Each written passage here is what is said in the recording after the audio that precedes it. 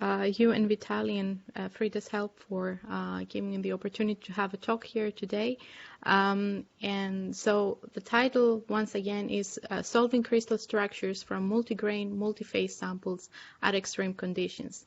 And down here you can see some amazing XRD patterns, which are excellent and very representative examples of the type of data sets that today's talk we'll try to discuss on how we can collect them and how we can process them and how we can get the very best out of them. So the contents of my talk are as following. We will start with an introduction, mainly to explain what exactly the title stands for, and then we will move to the more technical part of the talk, stating some of the requirements while preparing for such type of experiments, and how we are collecting data and how we are processing this data in 4 different steps, starting from from finding the reflections of one grain down to how to solve its structure. And finally, if I have enough time, I will try to show some examples from my personal projects, which highlight the merits but also the challenges of working with such kind of complex data sets. So let's start first with introduction. There are 2 main things that we need to know that we already know for X-ray diffraction. The first is that the position of the reflections give us information about the dimensions of the unit cell, while the intensity of the reflections will give us information about the content of the unit cell. There are 2 main categories that we can distinguish X-ray diffraction methods. The first one is powder X-ray diffraction. In this type of data sets, the user is going after nice rings, and the patterns are one-dimensional, and the information we extract is from the position of the reflections and at times from the relative intensities among different phases. This is a great method for phase identification, to obtain lattice parameters and to determine also simple structures. It's a method that has been used for over a century, but for dark experiments it was more involved. It mostly started close to the early 60s, and from that time until today we have outstanding developments that allowed us to perform experiments even up to the terapascal range, from very low temperatures up to really high temperatures as well. On the other hand, we have single crystal X-ray diffraction. In this type of data, the user is going after nice spots. The data are 2-dimensional, and the information we get is from the position of the reflections, but also the intensity of the reflections, which allows us to build electron density maps. There is a lot of information that we can get out of such experiments, measure the lattice parameters, get structure solution, which means locate the atoms from scratch in the unit cell and determine the bond lengths and angles, but also detect small structural distortions or determine and refine the anisotropic displacement parameters, and is also a method known for allowing chemical characterization of samples. In the diamond amber cell experiments, the method was introduced only after the appropriate cell designs were made close to the late 70s, and up to the year 2000, probably the pressure range for such experiments was more close to 10 GPa, and they were still very challenging. After that and until today, there were a lot of outstanding developments from technical parts such as cell designs, software development, beamline, new equipment and characteristics that allow today to call this type of experiments a routine work that can be done even up to 2 megabar and for different temperature ranges. So today's talk is very closely related to the single crystal XRD method. So let's have a look at the title once again.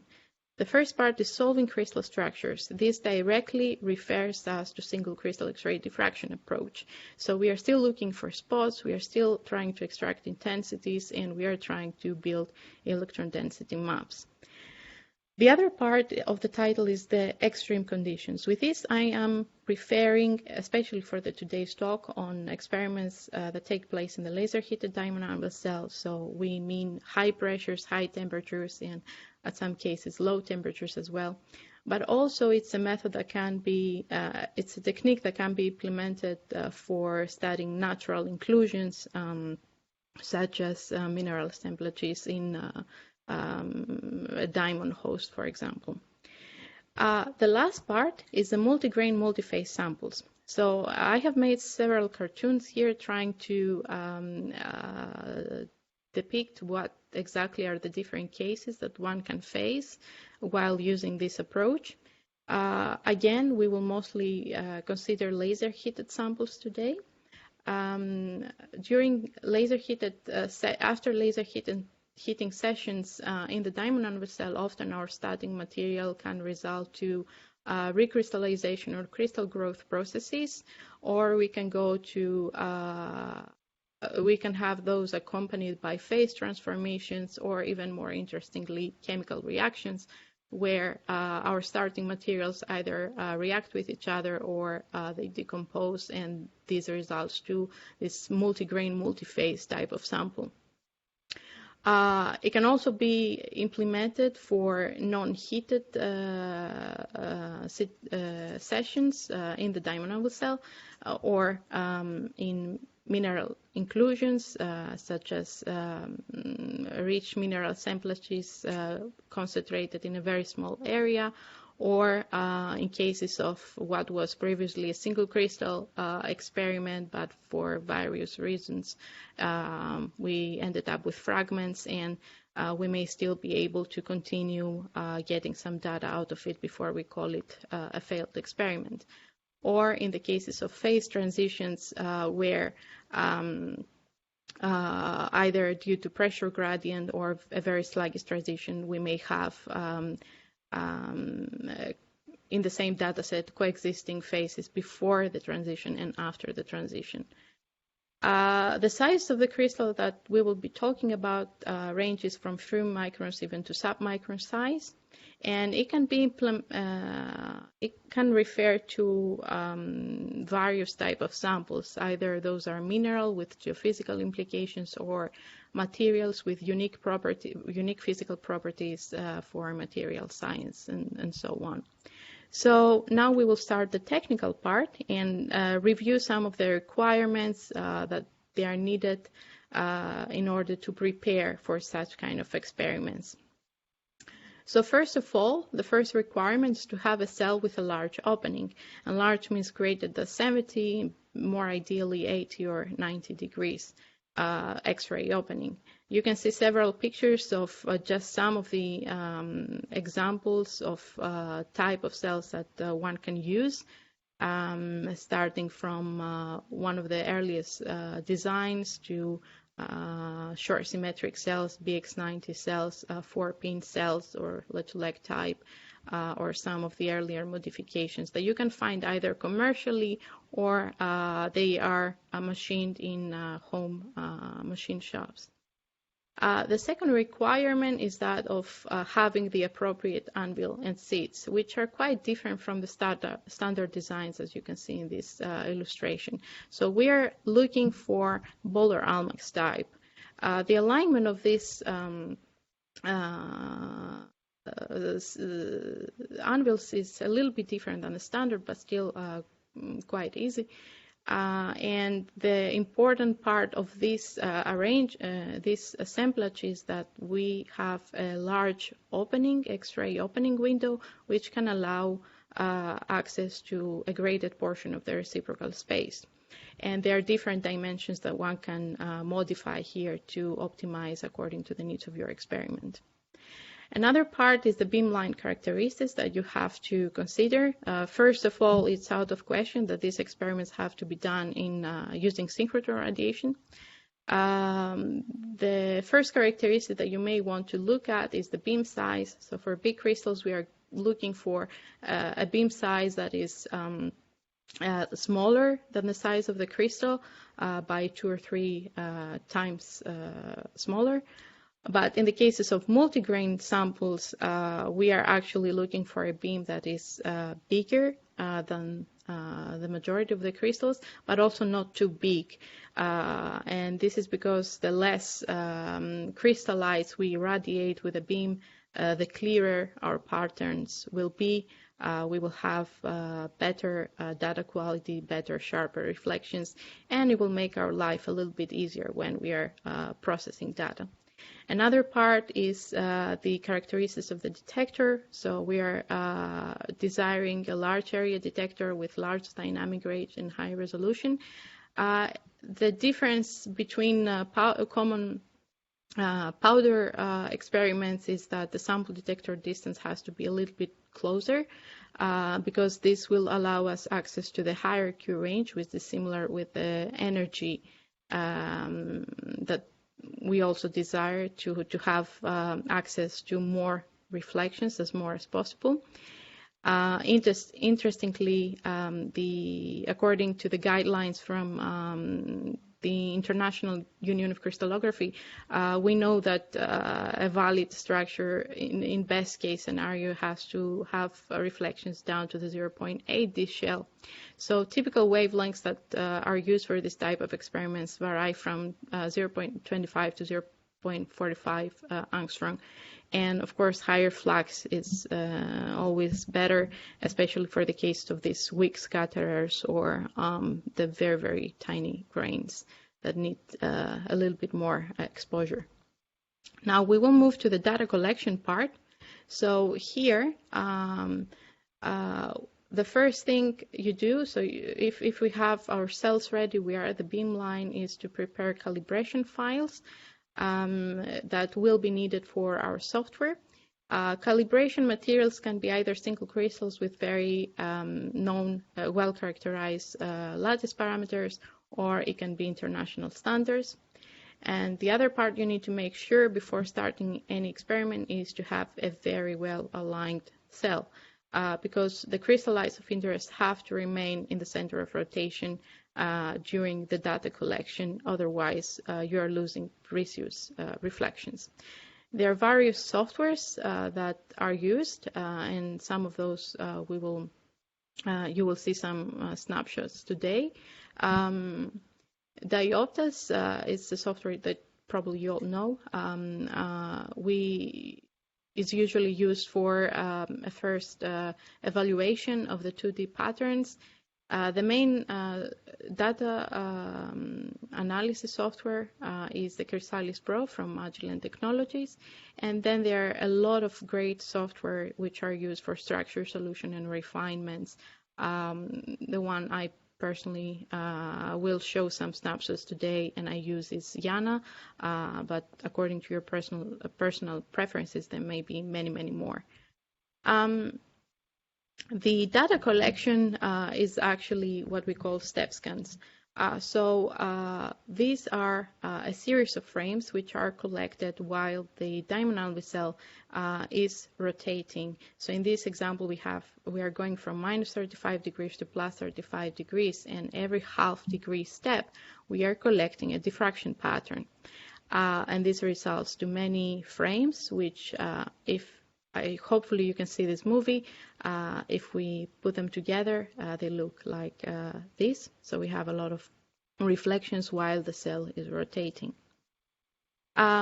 For laser heating sessions, there is not an exact recipe of how exactly we need to laser heat our samples to get the best type of data set. One typical mode that at least 13 IDD users are using to work with this type of to work with this type of experiments is the burst mode, which is an automatic procedure. You're setting a certain laser power, and once you click a button, the power goes on, and then it lasts for a few seconds. There is a hot diffraction pattern collected. Then the power goes off, and we have the quench pattern collected. So in this way, here is an example of how that works. We are starting with a single crystal at some pressure and ambient temperature. And then we are performing burst sessions on different laser powers. And we see after the third burst, we have still the same single crystal reflections here. Then we are trying to increase power. Soon we realize that there are more reflections appearing, which means new faces are grown, but still they have a very strong powder component. So what you want to do at this case is to keep the temperature stable and just burst probably a few more times to try to crystallize these faces a little bit better. And this is happening in this point right here, where we have resulted with an X-ray diffraction pattern that looks very promising, and so is worth to stop the heating session and start collecting data. Before we do an actual step scan, it's very important to perform an XRD mapping of the heated sample. So here you see an example of a crystal that was laser heated using burst, and after we stopped heating, we collected an XRD map, 6x6. So we have 36 frames. And we can see that certain locations, for example, right here, has some very rich patterns that are ideal for data collection, while others, which are even 2 microns far away, they are quite poor and not optimal. So it's good to always map your heated crystal before collecting data to find the best locations. The next part is the data processing. So as I said, there are 4 different steps. So starting from finding a domain, then integrating the reflections of this domain and solving the structure, and finally refining our model and validating. So I will start with a very simple case. Here in the movie you see the same collection that we saw just a few slides before. So this is a single crystal which is just sitting inside the diamond anvil cell. There is no pressure medium, there is nothing. So what the software will do now is to go to every one of these frames and try to locate the peak positions. And then we can visualize all these peak positions in the 3D space. So this is what you see here. Hopefully, it's a little bit dark. So here we see the reflections, actually it's the reciprocal space, or also we call it the sphere, of one single crystal. And you can recognize that this is one crystal because you see these patterns formed and this periodicity of lines, like here. And in addition, we have some other reflections, which are marked here with green. And those are some diamond reflections. So those are all the reflections we are expecting. Now let's see a more advanced case when we actually have some high pressure. So in this example, we have one single crystal again, which is at high pressure. So we have reflections from the diamond, reflections from the sample, reflections from our pressure medium, which is neon here. We may have some reflections from the gasket or some other what we call truss reflections. So you can imagine that the eagle sphere may look a little bit more complicated now. So here we have a few more reflections that we have to distinguish from our single crystal. So here we have found the domain of the single crystal.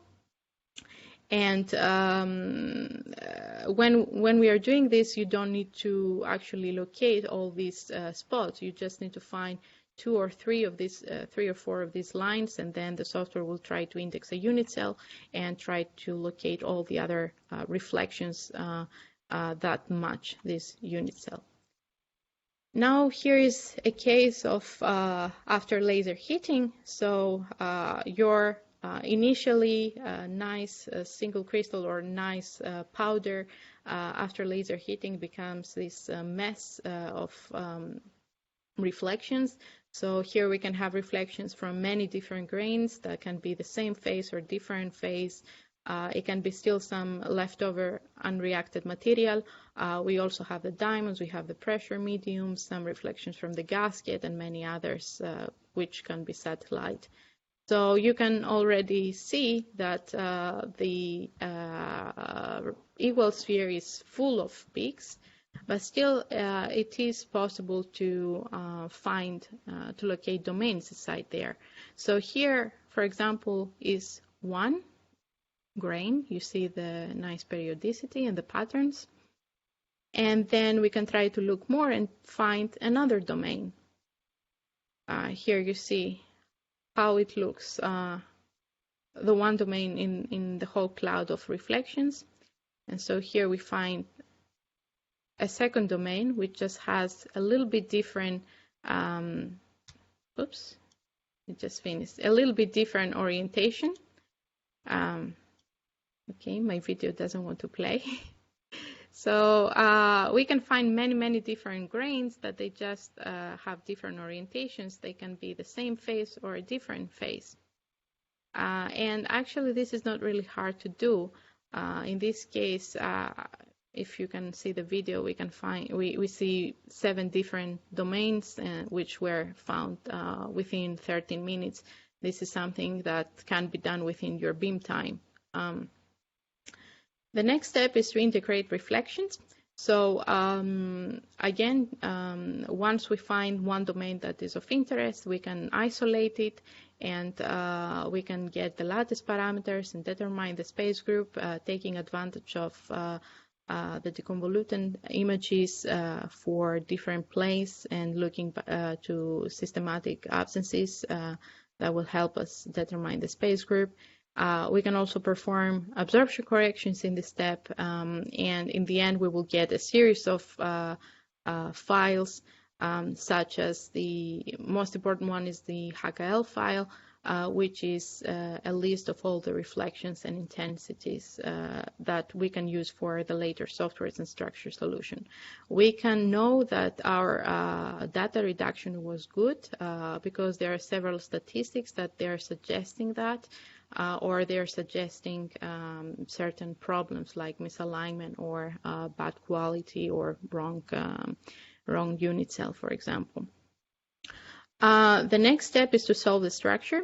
So in this part, we are trying to locate the atoms and using a very famous formula, a Fourier transform, which is creating the electron density maps and allowing us to locate all the different atoms. And this means that we have solved the structure. The next step is to refine our model. So we have solved the structure, but we can still make our model better by refining the atomic coordinates or split crystallographic sites with different atoms and refine site occupancies and anisotropic displacement parameters. And finally, by checking all the different confidence factors, we may feel confident on validating this model when we have made sure that all numbers match the certain standards. Now I would like to show some examples. I'm not sure how much time I have. So in my PhD and several projects that I have done after that, I focused a lot on studying carbonates and carbon-related samples, which have a lot of implications for the deep carbon cycling. So all the examples you will see today are about this kind of samples, but those are not the only ones. So keep in mind that actually any material that likes to crystallize can be studied with this approach. So the first example is it's a multigrain case, single phase. This is the crystal structure of magnesite 2, which contains carbon in tetrahedral coordination, and that was an experiment that took place at almost 1 megabar. The structure of this phase has been under a lot of debate for many years. So in this experiment, we were able to finally solve the structure. So what you see here is a sample chamber in a very small crystal sitting in the center. This is a synthetic single crystal of a little bit of iron enriched, a composition which is pre-characterized before our experiment using single crystal X-ray diffraction, and then we run experiments to different beam lines. And what you see is that before heating, we have a single crystal reflections, not perfect, but still quite workable. And after laser heating, we have the appearance of many, many new diffraction peaks. So looking at the evosphere before and after, this is what we have before. This is a typical rhodohedral carbonate structure, and after we have the formation of a new phase, which is the magnesite type 2 structure, which is monoclinic. There are many different domains here. The green ones that you see are just the one of the domains that we try to solve structure from. So this is how the rhodohedral carbonate looks before, where we have CO3 units, while after the transformation, carbonates are now tetrahedrally coordinated. The tetrahedra are sharing corners, and they form these nice rings. Interestingly, there are 3 different cation positions, which can be refined since we have both magnesium and iron in the system, and using this approach we can estimate exactly where iron likes to be hosted and where not. For example, one of the sites does not like iron at all. The next example is the one of a multigrain and single phase, and I call it single phase because there's still some leftover unreacted material. This is an example of the crystal structure of CO2, phase 5, which is also has been under debate in the literature, and is a great example of how a complex data set that can make data analysis quite hard, just because there are so many grains inside and so tiny grains. So this is how the sample chamber looks like. We have CO2 gas loaded thanks to Sergey, and then we have also loaded some small graphite chips and gold chips to act as pressure markers and to initiate heating.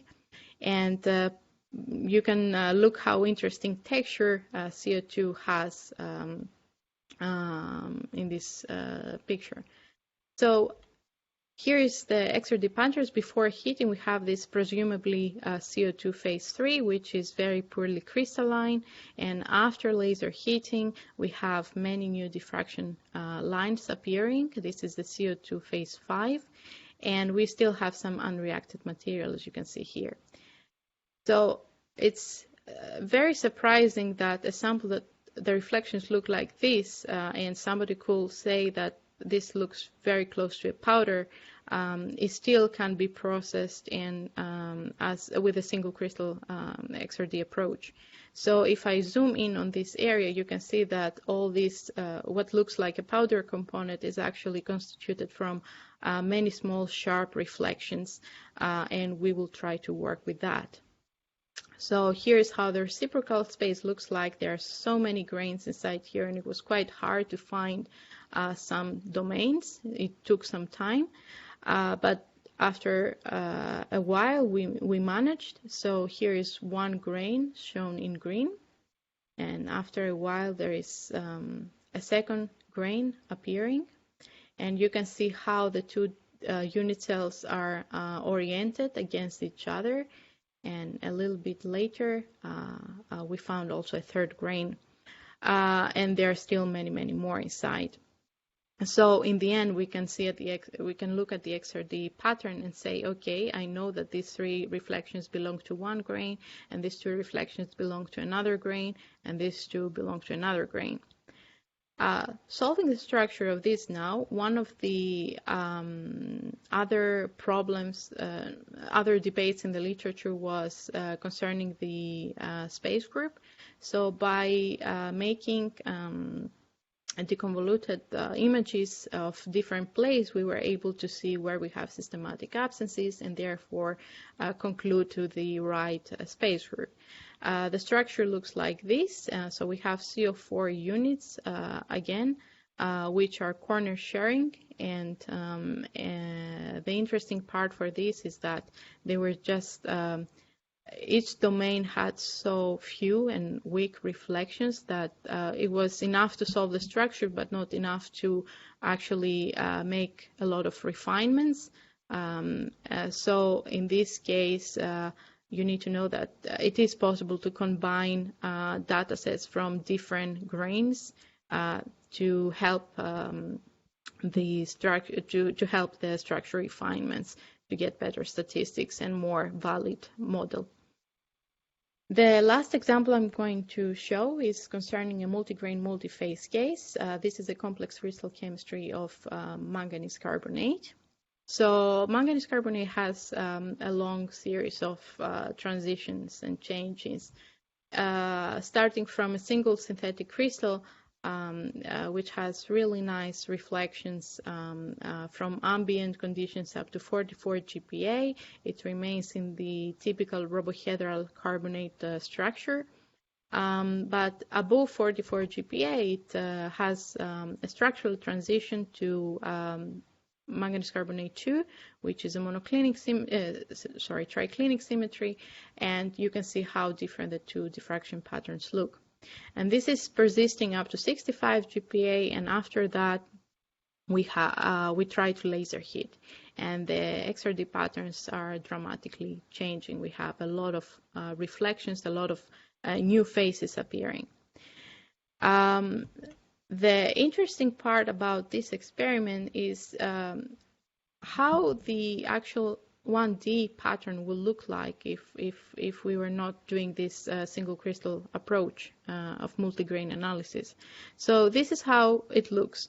It's the 1D pattern of this frame. And inside here we can have several things, which we only know now after processing these data sets with the single crystal X-ray approach. So we know there are diamonds, which is easy for the 1D pattern to remove by just masking them. And we know there is neon. That's easy to track down, but there are also some other phases. There is a new polymorph, which is manganese carbonate 3. It's a monoclinic phase, and there are also two novel phases, a manganese oxide, which is also monoclinic, and a very exotic carbonate, tetracarbonate, which is indexed in the cubic. So it will be quite hard to find all these new phases by just trying to process this pattern. So having the multigrain approach is solving this problem. So here is how our equal sphere looks like. We have a lot of reflections, but it's still possible to track down different domains. So here you can see in blue one of them. This is the monoclinic phase of the new manganese carbonate polymorph. And then we can look again and find another domain, which is a different phase, here shown in green. This is the manganese 507 oxide. And by looking even further and with the help of some very experienced crystallographer, Heleni Bukova, we were able to find also a third domain, which is the new tetracarbonate form of manganese C2O5, which has a very unique structure for the CO4 unit. So if we go back to our 1D powder pattern, we can now know that these reflections belong to the carbonate polymorph. These reflections belong to the manganese oxide phase, and these reflections belong to the new tetracarbonate phase. So I hope that I show some interesting examples today. Some of the conclusions you need to take away is if you're interested in trying this method, make sure to have the appropriate cells, anvils, and seeds.